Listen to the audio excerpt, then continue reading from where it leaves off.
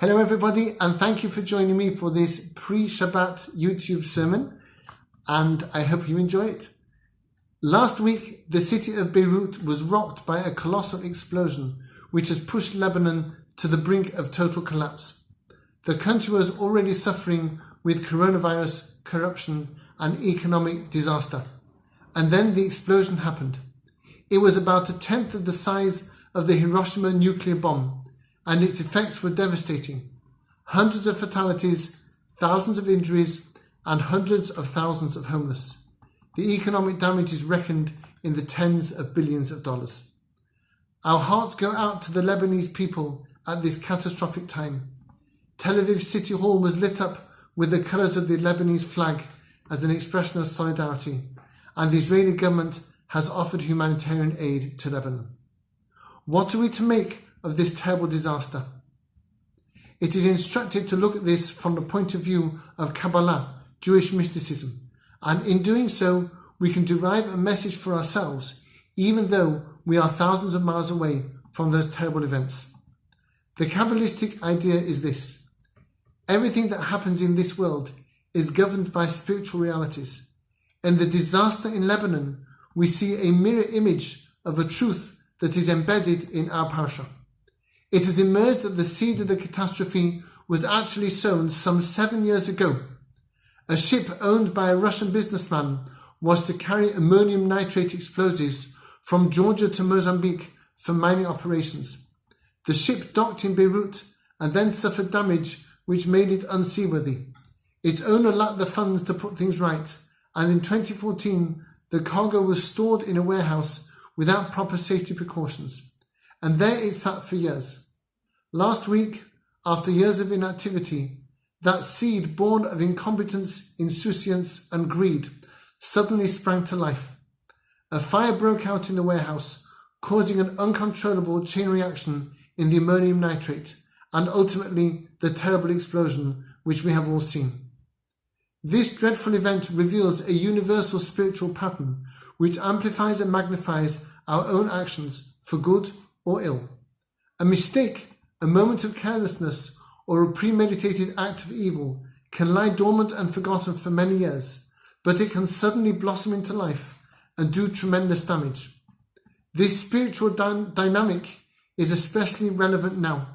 As we approach Rosh Hashanah, humanity's day of reckoning, we need to be reminded of the power that rests within us to inflict harm on the world, not just now, but also way into the future.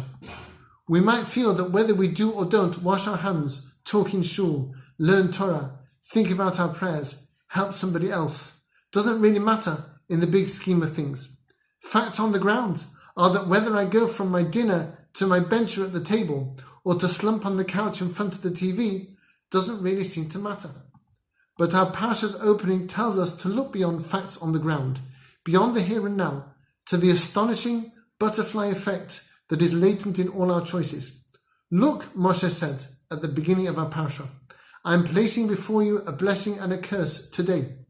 The blessing is that you listen to the commandments of the Lord your God, and the curse will come if you do not listen and turn away from the way which I am commanding you today. Moshe made it abundantly clear that the choice was to be made right then. Twice he used the word today, but he also took the long view, tracing the outcome of the right choice, the choice of blessing, over 3 centuries into the future to the culmination of the Israelite arrival in the Promised Land with the building of King Solomon's temple, and perhaps thousands of years beyond that into the future to the building of the 3rd temple, which we still await.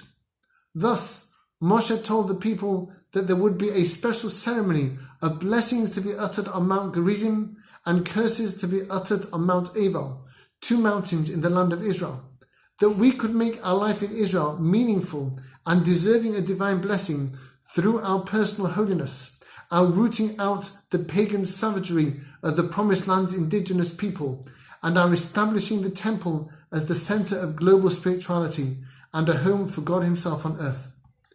It was a breathtaking long-range account of our national spirituality. The Jews, not long out of Egypt and having spent 40 years adrift in the desert, might have found it difficult to believe that as a marginalized people in a desolate place, their choices would make any earthly difference to man or beast. Yet Moshe assured them it all begins today. Getting something right today can have colossal effects in the future, effects which the Jews marooned in the scorching sands of the Sinai desert could not have imagined lay within their grasp. Conversely, the Lebanese debacle shows in a negative sense an accumulation of bungling and ignorance, culminating in a well-nigh unimaginable tragedy 6 years later, because on all the different todays when something could have been done, there was just backpacking and negligence. This Shabbat is the third of the Shabbatot of consolation leading to Rosh Hashanah. Our learning this week is that the shape of that Rosh Hashanah future is in our hands now, to an extent that, like the Lebanese, like the Jews in the desert, we can barely comprehend. Our mission this week, today, is to ensure that we make today count for the sake of the massive future blessing that it is our privilege to bring into our world. Thanks for listening. Shabbat Shalom.